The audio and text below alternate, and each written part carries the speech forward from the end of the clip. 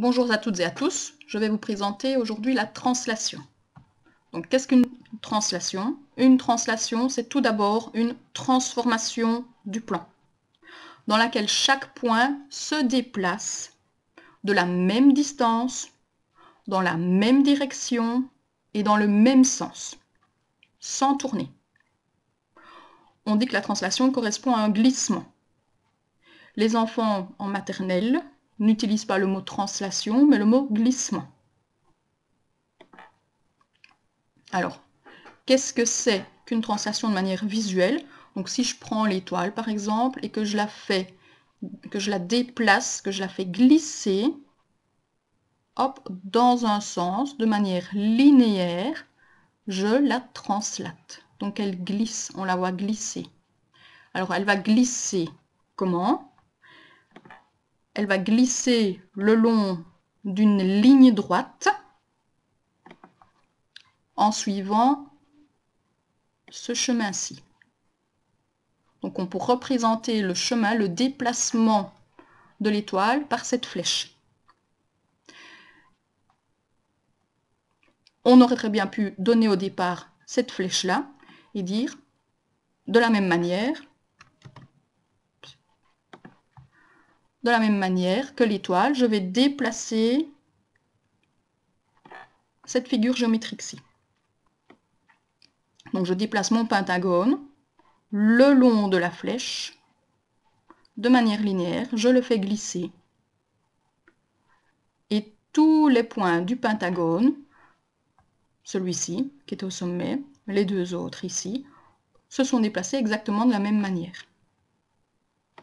Donc on retrouve comme élément géométrique caractéristique de la translation une flèche ou un vecteur. Donc la translation se caractérise par un vecteur ou une flèche de translation qui nous donne la direction.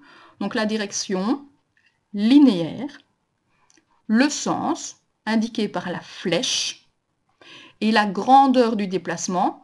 Donc l'objet de départ va être ici et à l'arrivée ici, de la même longueur que la flèche. Premier exercice. On peut demander aux enfants de translater cette figure géométrique en leur donnant la flèche du déplacement. Pour ce faire, je vais prendre ma flèche et la reproduire pour pouvoir déplacer chaque sommet de mon polygone. Donc le premier point ici.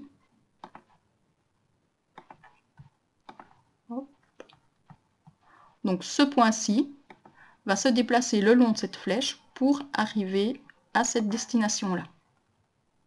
De même, le deuxième sommet ici va se déplacer le long de la flèche pour terminer son glissement ici. Et on peut faire de même avec chaque sommet. Et ainsi de suite. Ce qui va nous donner le déplacement de chacun des sommets. Donc le sommet A a été déplacé en A', le sommet B a été déplacé en B', C en C' et D en D'. On relie les points A', B', C', D' et on obtient la figure image par la translation de cette flèche-ci de la figure de départ ABCD. Autre exercice que l'on peut demander, c'est de translater une figure géométrique en donnant le nom du vecteur, en donnant le nom de la flèche. Donc là, on ne nous dessine plus la flèche, on nous l'indique. Donc la translation se fait avec le vecteur AD cette fois-ci. Donc il me faut dessiner le vecteur AD. Donc je vais d'abord dessiner le vecteur AD. Et de ce même vecteur AD, je vais faire de même que l'exercice précédent. Donc je vais d'abord redessiner tous mes vecteurs AD à partir de B, à partir de C, de D, de E et de F, et obtenir tous ces sommets-ci. Si j'enlève maintenant tous mes vecteurs et que je renomme tous les sommets images, j'obtiens donc cette figure géométrique-ci qui est l'image de la figure de départ par la translation de vecteur AD. Merci de m'avoir écouté, j'espère que cela vous a aidé et bon travail.